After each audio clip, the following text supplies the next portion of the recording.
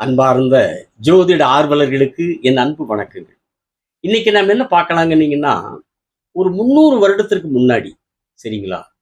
கீரனூர் நடராஜன் அப்படிங்கிற ஒரு ஜோதிட பெருமகன் எழுதின ஒரு ஜோதிட நூல், ஒரு ஜோதிட புத்தகம் ஜாதக அலங்காரம். அதுல அவரு பலன்களை எல்லாம் பாடல் வடிவிலேயே எழுதியிருக்கார். கவிதை பாடல் வடிவில. அதுல ஒரு பாடல், வல்லகி யோகம் அப்படிங்கிற ஒரு பாடல். அந்த வல்லகி யோகம் அப்படிங்கிற தலைப்புல எழுதியிருக்கிற ஒரு சிறு பாடலையும் அந்த வல்லகி யோகத்திற்கான பலன்கள் என்ன சொல்லியிருக்கிறார் அப்படிங்கிறதை பார்க்கலாங்களா? எண்ணிய லக்னங்கள் முதல் 7 வீட்டில் இடைவிடாமல் கிரகங்கள் மாலை என்ன? எண்ணிய லக்னங்கள் முதல் 7 வீட்டில் இடைவிடாமல் கிரகங்கள் மாலை என்ன?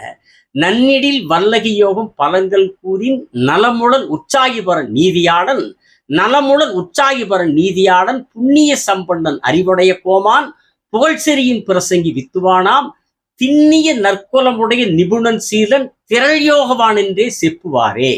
இதுதான் அந்த பாடல். ஏதாவது தெரிஞ்சுதுங்களா? தெரிஞ்சது.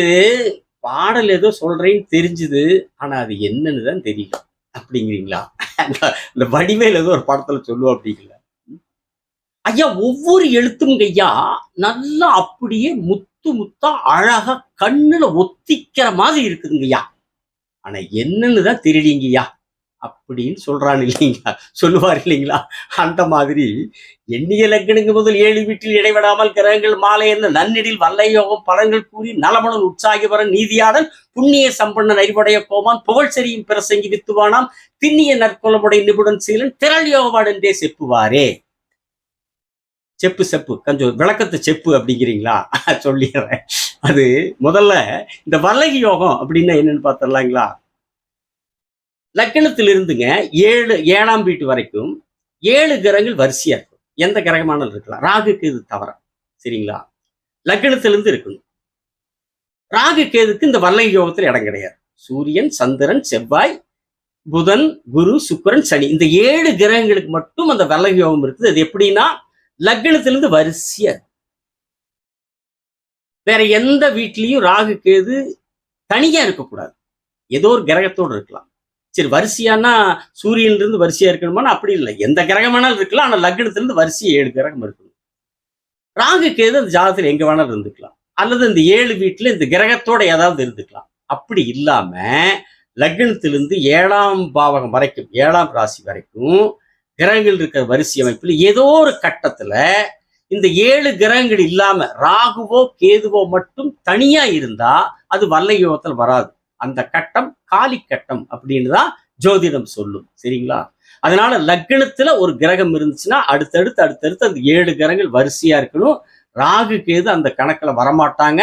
அவங்க இந்த கிரகங்களோட இருந்தாலும் சரி, வேற எங்க இருந்தாலும் சரி, சரிங்களா? 7 கிரகங்கள் மட்டும் லக்னத்துல வரிசையா இருந்தா அது வல்லகி யோகம், சரிங்களா? கிட்டத்தட்ட கிரகமாலியா யோகமும் இந்த மாதிரி தான் இருக்கும். ஆனா கிரகமாலியா யோகத்துக்கும் வல்லகி யோகத்துக்கும் இருக்கிற வேறுபாடு என்னன்னா, கிரகமாலியா யோகம் வரிசையா இதே மாதிரி இருக்கணும். ஆனா எங்கிருந்து வேணாலும் இருக்கலாம். லக்னத்திலிருந்து இருக்கணுங்கிற அவசியம் இல்லை, சரிங்களா? 2ஆம் பாவத்திலிருந்து இருக்கலாம், 5ஆம் பாவத்திலிருந்து இருக்கலாம், 8ஆம் பாவத்திலிருந்து எங்கிருந்து வேணாலும் இருக்கலாம். வரிசையா 7 கிரகங்கள் இருக்கிறது, அதுவும் இதே விதி. ஆனால் லக்னத்திலிருந்து இருக்கணுங்கிற அவசியம் இல்லை, எங்கிருந்து வேணாலும் இருக்கலாம். அது கிரகமாலியா யோகம். இந்த வல்லகி யோகம்ங்கிறது லக்னத்திலிருந்து வரிசையா இருக்கும். சரி, அப்படி வரிசையா இருந்தால் அந்த வல்லகி யோகம் படைத்த ஜாதகருக்கு என்ன பலன் கிடைக்கும்?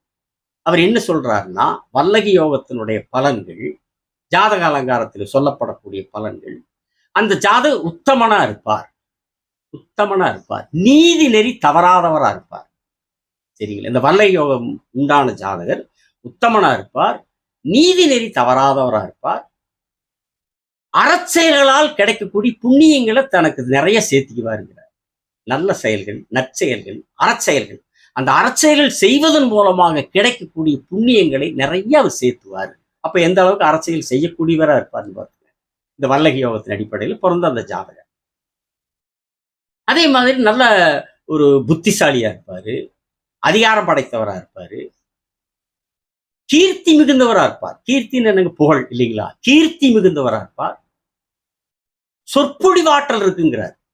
இந்த வல்லகி யோகம் உள்ள ஜாதகருக்கு சொற்பொழிவாற்றல், பேச்சாற்றல் இருக்கு, நல்ல பேச்சு திறமை உள்ளவராக இருப்பார். கல்விமான், நல்ல கல்விமானா இருப்பார். நற்குலத்தில் உதித்திருப்பாருங்கிறார். ஜாதக அலங்கார பாட்டுல அவர் சொல்றாரு, அவர் நற்குலத்தில் பிறந்தவரா இருப்பார். இந்த வல்லகி யோகம் உள்ள ஜாதகர். நற்குலம் நீங்க ஜாதி எடுத்துக்காதீங்க. ஜாதி ஆதியில கிடையாது. நம்முடைய தமிழர்கள் மத்தியில ஆதியில ஜாதி இல்லை, ஜாதிகள் இல்லை. இது பாதியில வந்தது. பாதியில வந்தவர்களால் வந்த ஜாதி. அதனால ஜாதின்னு எடுத்துக்காதீங்க. நம்ம நாட்டை தவிர வேற நாட்டுல போய் ஜாதி அப்படின்னா அவங்க முடிப்பாங்க. ஜாதியா அப்படின்னா ஏதாவது திங்கிற ஜாமானமான்னு கேட்பாங்க. சரிங்களா? அந்த கேடுகெட்ட ஜாதி நம்ம நாட்டுல மட்டும்தான்.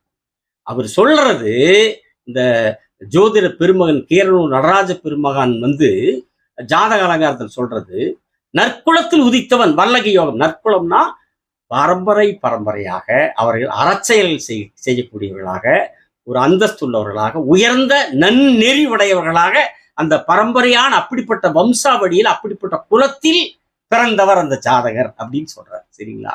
அப்படி நற்குலத்தில் உதித்தவராக நுட்ப அறிவுடையவர்கிறார். நுட்பமான அறிவு கொண்டவர், வல்ல யோகம் கொண்ட ஜாதகர். சரிங்களா? நற்பண்பாளர், மிகப்பெரிய யோகத்தை அடைவார், யோகம் படைத்தவர், யோகத்தை அனுபவிக்கக்கூடியவராகத்தான் அவர் செயல்படுவார்.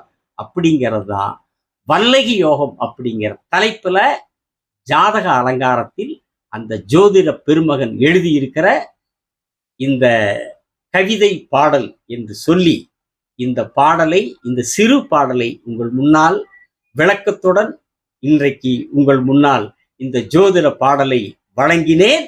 அடுத்த காணொளியில் வேறொரு தலைப்பில் உங்களுடன் எனக்கு தெரிந்த ஜோதிட கருத்துக்களோடு உங்களுடன் பேசுகிறேன்.